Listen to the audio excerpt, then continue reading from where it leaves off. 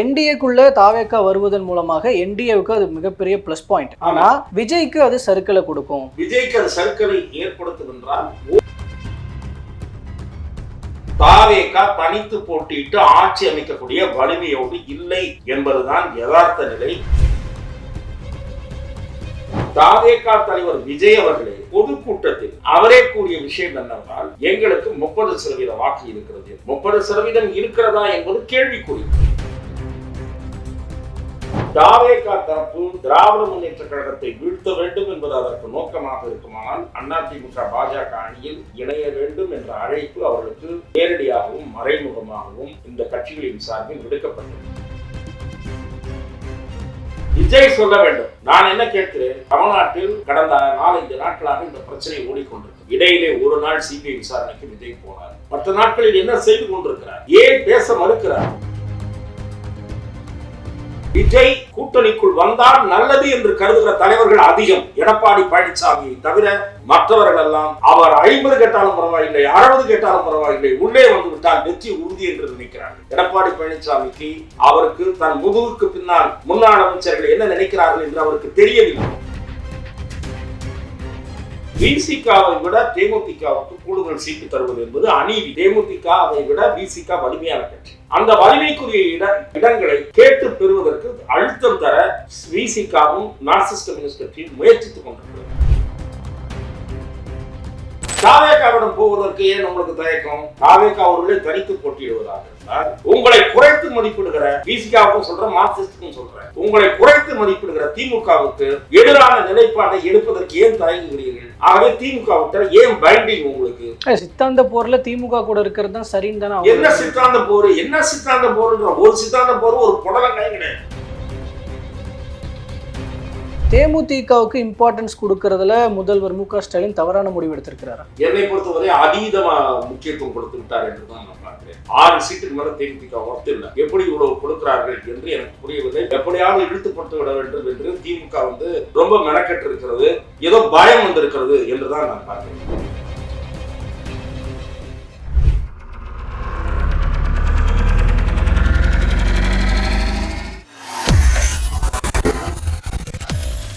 வேலை வேண்டுமா? Blue ocean இருக்கிறது.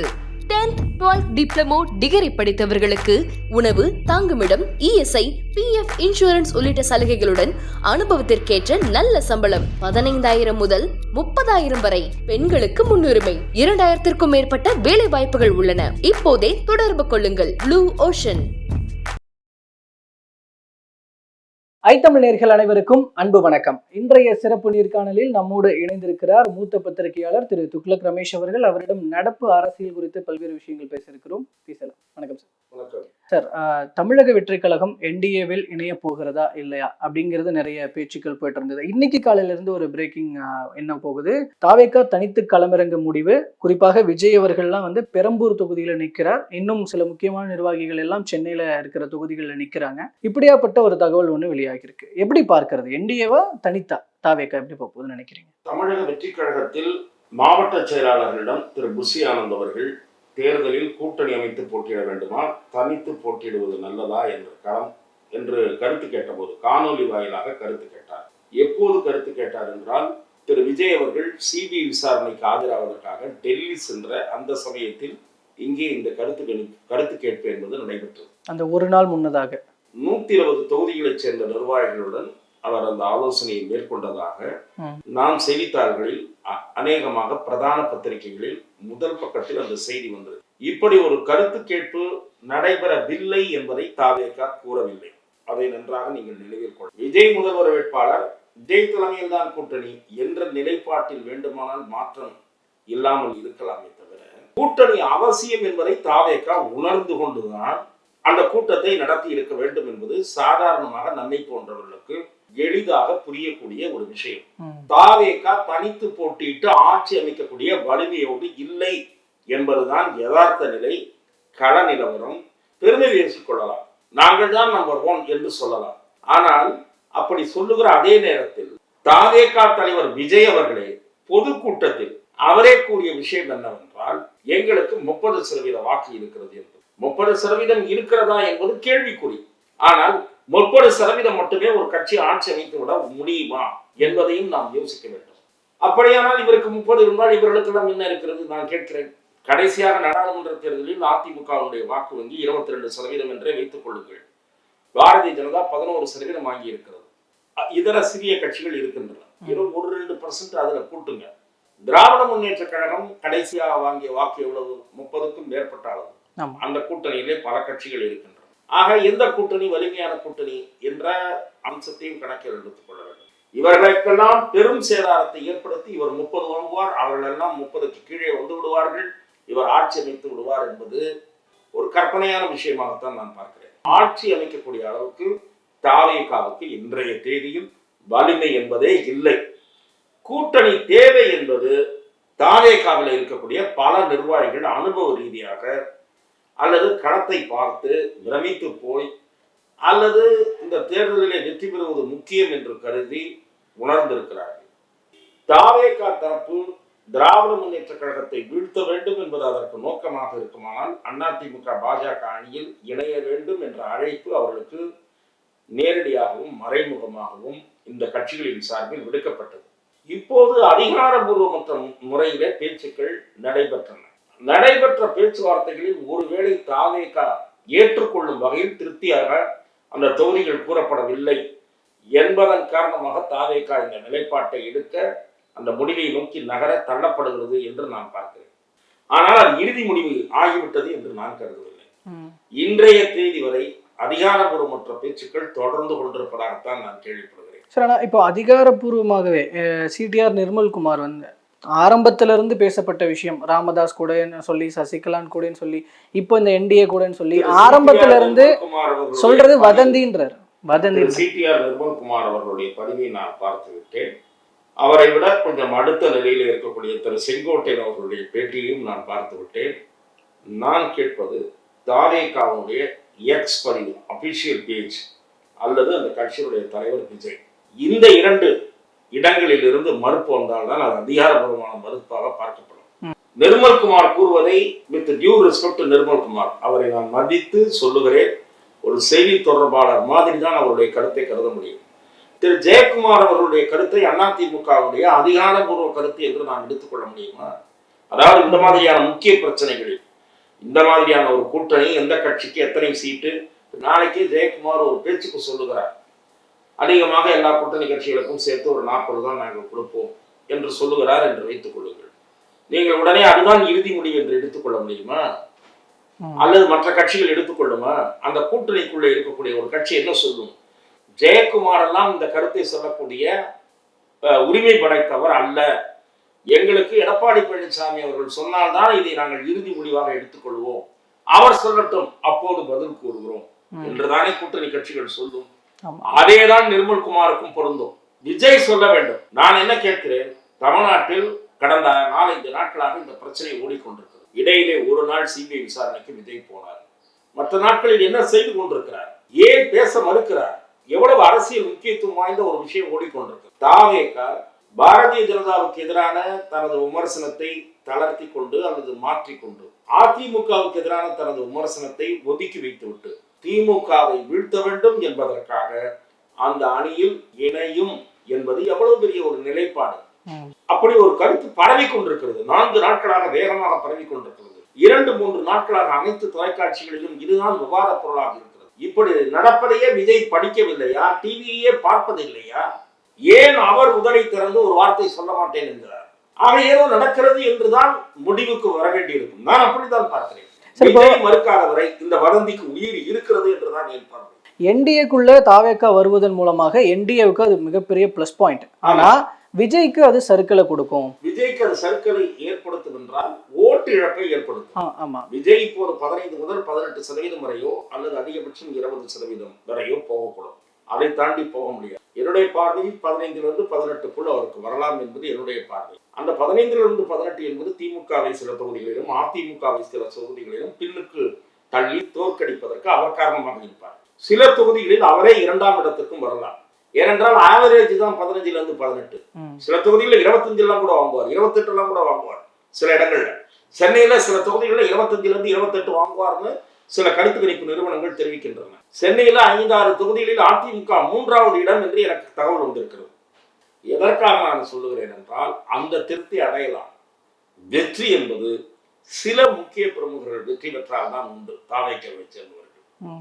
மற்றபடி நீங்கள் ஆட்சியை பிடிக்க முடியாது, பிரதான எதிர்க்கட்சியாக வர முடியாது, அதையெல்லாம் நீங்கள் மறந்துவிட வேண்டும்.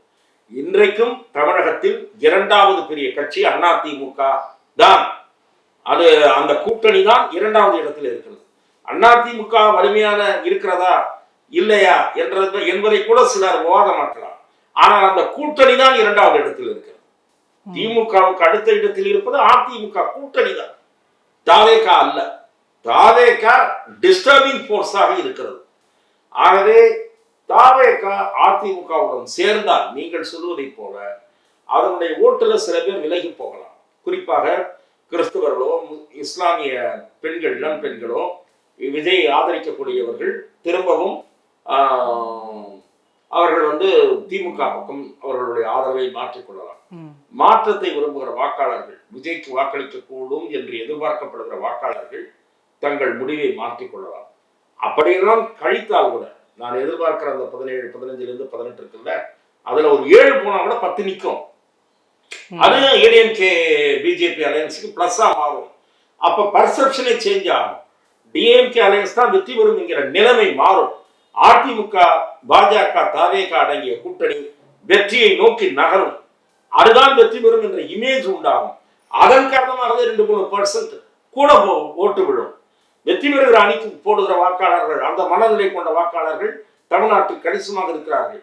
தாவேகா ஒருவேளை அதிமுக பாஜக பக்கம் போனால் அந்த வாக்காளர்கள் விஜய்க்கு ஏற்படுகிற இழப்பை அதிமுகவுக்கு அந்த ஓட்டை போட்டு சரி செய்வார்கள். ஆகவே வெற்றி பெறுகிற அணியாக அது மாறிவிடும். விஜய் எடுக்க போகிற முடிவு குரூஷியல் முடிவாக இருக்கும் தேர்தல் களத்தில் என்பதுதான் என் பார்வை.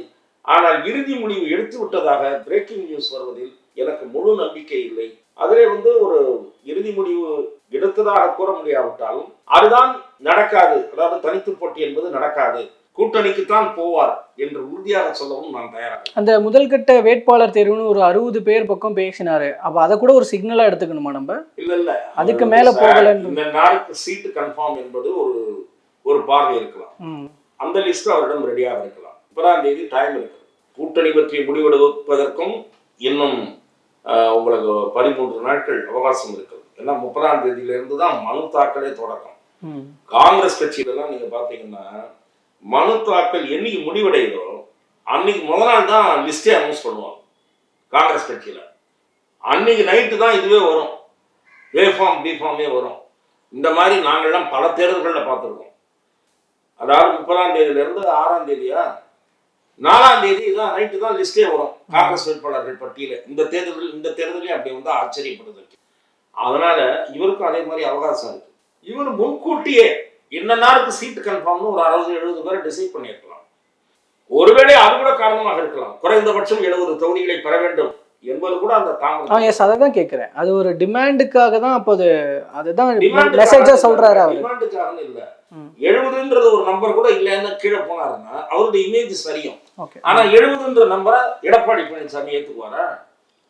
அவருக்கு ஒரு கட்டாயம் ஏற்படும். என்னன்னா 70 அவங்களுக்கு கொடுத்துட்டேன், பிஜேபிக்கு ஒரு 20-25 குறைக்கிறாங்கன்னு வைங்க, 30 இல்ல 20 தான் வச்சுட்டு 25 தான் வைக்கிறேன், 20 தான் வைக்கிறாருன்னு வைங்க. பாமகவுக்கு 15 தான் அப்படின்னு சொல்றாருன்னு வைங்க. இதெல்லாம் ஒரு 100-105 சீட் ஆயிடும். அப்ப இவர் என்ன ஆகும்? 125 சீட்டு தான் ஆகும். அதற்கு எடப்பாடி தயாராக மாட்டார். என்னன்னா அவர் மனசுல தனித்து ஆட்சி அமைக்க வேண்டும் என்ற விருப்பம் இருக்கிறது. தனித்து ஆட்சி அமைக்க வேண்டும் என்றால் அவர் விஜய்க்கு 40க்கு மேல கொடுக்க முடியாதுன்னு சொல்லுவார். 40 சீட்டை வாங்கி கொண்டு விஜய் போக மாட்டார் என்பதுதான் என்னுடைய பார்வை. 40க்கெல்லாம் ஒத்துக்க மாட்டார். ஒத்துக்கொண்டால் விஜயனுடைய இமேஜ் டோட்டலா டேமேஜ் ஆகும் என்பதுதான் என் பார்வை. அப்போ இதுதான் இப்போ என்டிஏக்குள்ள அப்புறம் எப்படி விஜய் வருவாருன்னு எதிர்பார்க்கலாம். அப்போ தனித்து போட்டி தான் அதுக்கான ஒரு நம்பர் கௌரவமாக இருக்குமானால், அதாவது பேஸ் சேவிங் சொல்லுவார்கள், பரவாயில்ல முதல் எலெக்ஷன்லயே ஒரு கூட்டணி கட்சிகிட்ட பேரம் பேசி இவ்வளவு சீட்டு வாங்கிட்டாரு.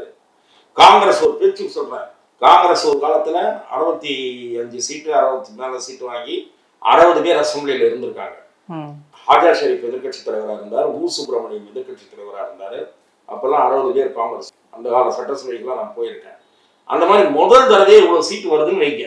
தாவேக்காவுக்கு அதிமுக கிட்ட 65 70 வாங்கி 50 பேர் ஜெயிக்கிறாங்கன்னு வைங்க. நீங்கள் பேசிய கேள்வியெல்லாம் மறைந்து விடும். ஏனென்றால் அவ்வளவு வெற்றி. முதல் தேர்தலிலேயே மந்திரி சபையில் சேராமல் எதிர்க்கட்சி வரிசையில் உட்கார்ந்தால் இன்னும் அவருடைய இமேஜ் உயரும். ஆகவே விஜய் என்ன முடிவெடுக்க போகிறார் என்பதை பல பேர் ஆவலோடு எதிர்பார்த்து காத்திருக்கிறார். அந்த டிமாண்டுக்கு தான் சார் நான் வரேன். இப்போ அவர் என்டிஏக்குள்ள வந்தா விஜய்க்கான முக்கியத்துவமாக இதெல்லாம் கொடுக்கப்படும் ஒரு தகவல் வருது இல்ல. எதிர்கட்சி தலைவர், துணை முதல்வர் பதவி, அமைச்சரவையில் கட்சியில இருக்கிறவங்களுக்கு அமைச்சரவையில் இடம், என்ன நடக்க வாய்ப்பு? துணை முதலமைச்சர் பதவி தருவதாக இருந்தால் கட்சியில் இருப்பவர்களுக்கு எப்படி ஒரு 3-4 பேருக்கு அமைச்சர் இடம் கிடையாது. துணை முதலமைச்சர் பதவி தருவதும் திரு எடப்பாடி பழனிசாமி கையில் தான் இருக்கு. ஆனால் அதிமுகவுக்குள் விஜய் கூட்டணிக்குள் வந்தால் நல்லது என்று கருதுகிற தலைவர்கள் அதிகம். எடப்பாடி பழனிசாமியை தவிர மற்றவர்கள் எல்லாம் அவர் 50 கேட்டாலும் பரவாயில்லை, 60 கேட்டாலும் பரவாயில்லை, உள்ளே வந்து விட்டால் வெற்றி உறுதி என்று நினைக்கிறார்கள். எடப்பாடி பழனிசாமிக்கு அவருக்கு தன் முதுகுக்கு பின்னால் முன்னாள் அமைச்சர்கள் என்ன நினைக்கிறார்கள் என்று அவருக்கு தெரியவில்லை. உண்மை நிலை அவருக்கு உணர்ந்திருக்கிறாரா என்பதே தெரியவில்லை. அதிமுகவில் இருக்கக்கூடிய முன்னாள் அமைச்சர்கள் விஜய்க்கு 60 கொடுத்தாவது இழுக்க வேண்டும் என்கிறார்கள். நாம் ஆட்சிக்கு வர வேண்டும் என்றால் விஜய் உள்ளே கொண்டு வர வேண்டும். அவர் அதிகம் கேட்டாலும் பரவாயில்லை, துணை முதலமைச்சர் கேட்டாலும் பரவாயில்லை, கொடுக்கலாம் ஒர்த் என்று நினைக்கிறார்கள். ஆனால் திரு எடப்பாடி பழனிசாமி அதற்கு தயாராக இருப்பாரா என்பது சந்தேகம்தான். சார் இதுல இந்த பக்கம் வருவோம். தாவேக்காவில இப்ப நீங்க பாஜக கூட போறதுனால இங்க சில வாக்குகள் சரிகிறது, அது ஒரு பக்கம் இருக்கட்டும். நிர்வாகிகளே, செங்கோட்டையன் மாதிரியான நிர்வாகிகள், இம்பார்ட்டன்ட் நிர்வாகிகளே இதற்கு எதிர்ப்பு தெரிவிப்பாங்க. இப்போ ஜான் ஆரோக்கியசாமி, ஆதவெல்லாம் வந்து தடுத்துட்டு இருக்காங்க, வேண்டாம் தனிச்சே நிக்கலாம்னு சொல்றாங்க. கேள்விப்படுகிறேன். திரு செங்கோட்டையன் ஒருவேளை தன்னை தோற்கடிப்பதற்கு எடப்பாடி பழனிசாமி சரி செய்வார் என்று நினைக்கலாம். திரு ஓ பன்னீர்செல்வம் அவர்கள் திராவிட முன்னேற்ற கழகத்தில் இணைவதற்கு முன்னால் அதிமுகவில் தான் இணைத்துக் கொள்ளப்பட வேண்டும் என்பதைத்தான் விரும்பினார், வலியுறுத்தினார், நிபந்தனையாக பாரதிய ஜனதாவிடம் தெரிவித்தார். ஆனால் பாரதிய ஜனதா கட்சி ஓபிஎஸ்ஸிடம் ஒரு ஆஃபர் கொடுத்தார்கள். என்னன்னா, நீங்கள் ஒரு கூட்டணி கட்சியாக இருங்கள், உங்களுக்கோ உங்கள் மகனுக்கும் நாங்கள் சீட்டு தருகிறோம், உங்களுக்கு 3 சீட்டு வேணுமா நாங்கள் வாங்கி தருகிறோம், அதிமுகவுடன் பேசி 5 சீட்டு வேணுமா வாங்கி தருகிறோம், அதிகபட்சம் 5 சீட் என்பது வரை ஓபிஎஸ்ஸிடம் பேச்சு நடந்தது. ஆனால் ஓபிஎஸ் அதை ஏற்றுக்கொள்ளவில்லை. நான் அதிமுகவில் என்னுடைய அணியோடு போய் இணைந்தால் நான் வருகிறேன், கூட்டணி கட்சி என்றால் நான் வரவில்லை என்று முடிவெடுத்தார். அதற்கு அவருடைய கட்சி, அவரும் சொன்ன காரணம், கூட்டணி கட்சியாக போய் நின்றால் எடப்பாடி பழனிசாமி தோற்கடிப்பதற்கான வேலையை பார்ப்பார்.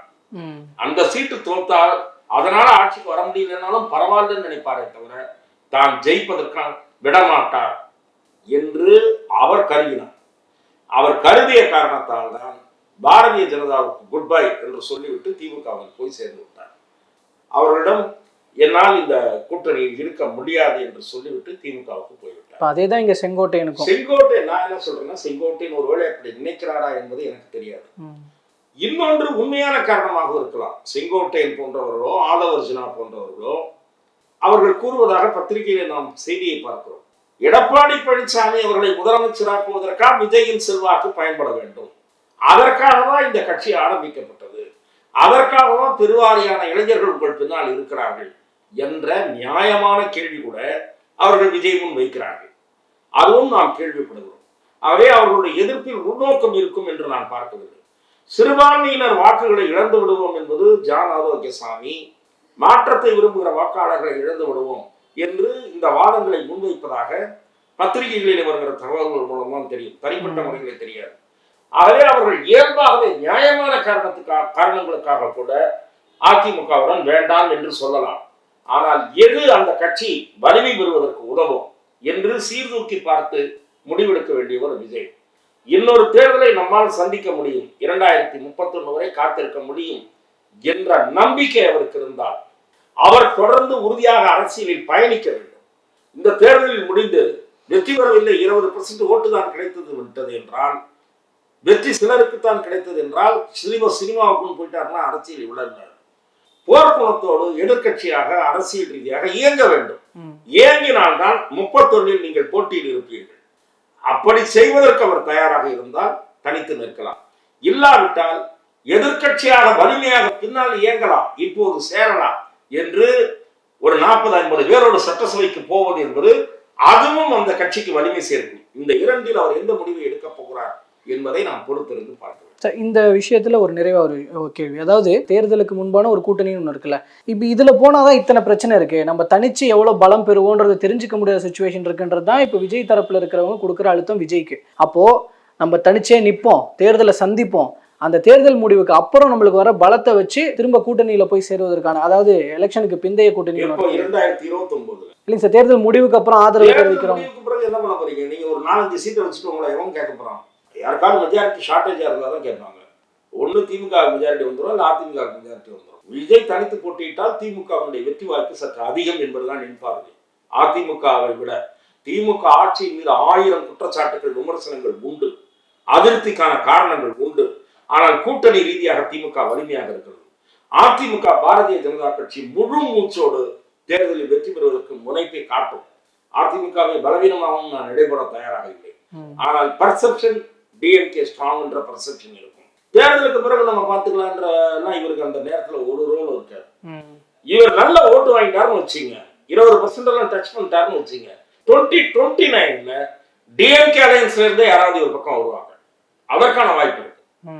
இப்ப வராத விடுதலை சிறுத்தைகளோ, இப்ப வராத கம்யூனிஸ்ட் கட்சியோ பாரதிய ஜனதா எதிர்ப்பு அரசியல்ல அந்த மனதில் வைத்து அவர் இந்த முடிவை எடுத்தார், தனித்து போட்டியிடுவது என்ற முடிவை எடுத்தால் ஈவன் காங்கிரஸ் கூட அப்ப அவரை கன்சிடர் பண்ணும். 20% வாங்கியிருக்காரு. இப்ப பாருங்க, ராகுல் காந்தி கூட அப்ப தன்னுடைய முடிவை மாற்றுவார். பாராளுமன்ற தேர்தல் நேரத்துல மாற்றுவதற்கு வாய்ப்பு இருக்கிறது. ஆனால் அந்த நம்பரை தொடரும், அவர் 20% என்ற நம்பரை தொடரும். அதற்கும் நம்ம பொறுத்து இருந்துதான் பார்க்கணும். அதான் அந்த மெஜாரிட்டிக்கு தேவையான சீட்டுகள் விஜய் கிட்ட இருந்தாதான் அங்க அதுவும் கொஞ்சம் பலனளிக்கும். இல்லாட்டினா 26ல பலனளிக்கணும். அதான் 26ல பலனளிக்கணுமா? இதான் வாய்ப்பு.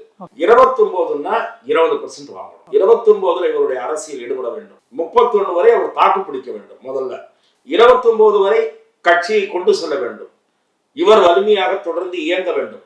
20% வாங்கிட்டாருன்னா அவருடைய பார்ட்டிக்கு ஒரு ஸ்கோப் இருக்கு, ஃபியூச்சர் இருக்கு என்றுதான் நான் பார்க்கிறேன். சார், இப்போ திமுக கூட்டணி அதிக கட்சிகள் இருக்கிறாங்க, இது வரைக்கும் இல்லாத அளவுக்கு. அப்போ அப்படி இருக்கும்போது தொகுதி பங்கீட்டில் இப்போ பிரச்சனைகள், முட்டல் மோதல்கள் இருந்துகிட்டு இருக்கு. இதை எப்படி பார்க்குறீங்க? இது கூட்டணியோட வலிமையை குறைக்கும் அளவிற்கு ஏதாவது போய்கிட்டு இருக்கா? சின்ன சின்ன விரிசல், மனக்கசப்பு. வலிமையை குறைக்கும் அளவுக்கு இந்த கட்சிகள் தகராறு பண்ணாது, பிசிகாவோ அதெல்லாம் பண்ணாது. காங்கிரஸ் கட்சியில சில தொகுதிகளை பறித்து வேறு தொகுதிகளை தருவதாக திமுக திட்டமிட்டு இருக்கிறது. போன முறை 18 இடங்கள்ல அவர்கள் வெற்றி பெற்றார்கள், 25 கொடுத்து. இப்போ ஒரு எம்எல்ஏ இறந்துட்டாரு, 17 பேர் இருக்காங்க. அந்த 17 ஒரு எம்எல்ஏ கட்சி விட்டு போய்விட்டார், 17. அப்போ அந்த 17ல உங்களுக்கு இப்போ இருக்கக்கூடிய சிட்டிங் தொகுதிகள்லாம் சில தொகுதிகளை மாற்றிடுவாங்கன்னு பேச்சு. உதாரணமாக ஒரு 3-4 தொகுதிகள் பெயர் பத்திரிகைகளிலேயே வந்திருக்கிறது. அந்த தொகுதிகளை மாற்றும் போது அந்த இடத்துல சுமூகமான தேர்தல் பணி நடக்குமா, அதிருப்தி எதிரொலிக்குமா என்பதை நாம் பொறுத்துதான் பார்க்கணும். கம்யூனிஸ்டுகளை பொறுத்தவரை ஆழமாக வருத்தத்தை ஏற்படுத்தி இருக்கிறது திமுக கையாண்ட அணுகுமுறை, மதிமுக கம்யூனிஸ்ட். ஆனா அவங்க எதிராக வேலை பார்ப்பாங்கன்னு நான் நினைக்கிறேன்.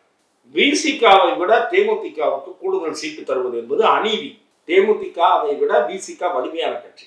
அந்த வலிமைக்குரிய இடங்களை கேட்டு பெறுவதற்கு அழுத்தம் தர விசிகாவும் மார்க்சிஸ்ட் கம்யூனிஸ்ட் கட்சியும் முயற்சித்துக் கொண்டிருக்கிறது.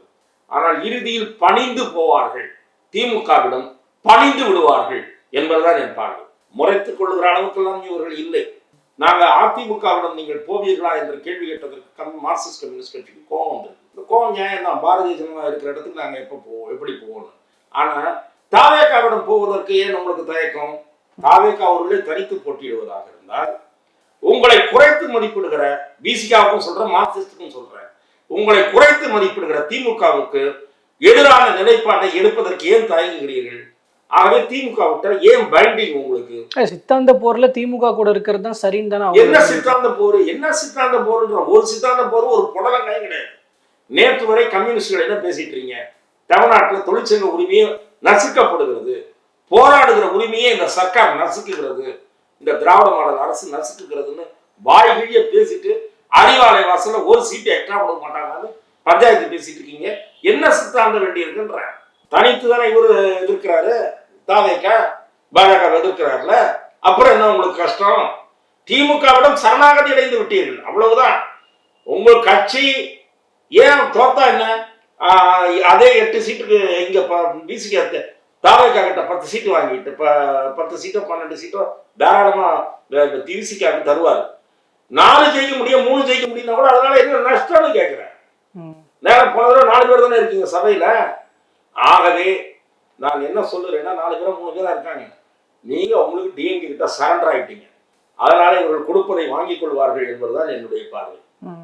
இல்லை சார், ஆனால் இப்போ இந்த விஷயத்துல இது மூலமா அடுத்து வேற என்ன பிரச்சனைகள் வரப்போகுது? ஏன்னா திமுக கையாளுற விதம் மூலமாக இவங்க இதுல இருந்து சரி நான் வேணா உங்களுக்கு ஆதரவு கொடுக்குறோம், தேர்தலில் போட்டியிடல போறது இல்லை அப்படின்னு கம்யூனிஸ்ட் முடிவெடுப்பாங்க. இவங்களுக்கு அந்த அளவுக்கு ரோஷம்லாம் கிடையாது. சரண்டர் ஆயிடுவாங்க. வெயிட் பண்ணி பாருங்க. 2 நாள்ல கொடுக்கறத வாங்கிட்டு சலாம் போட்டு வெளியே வந்துடுவாங்க கம்யூனிஸ்ட்.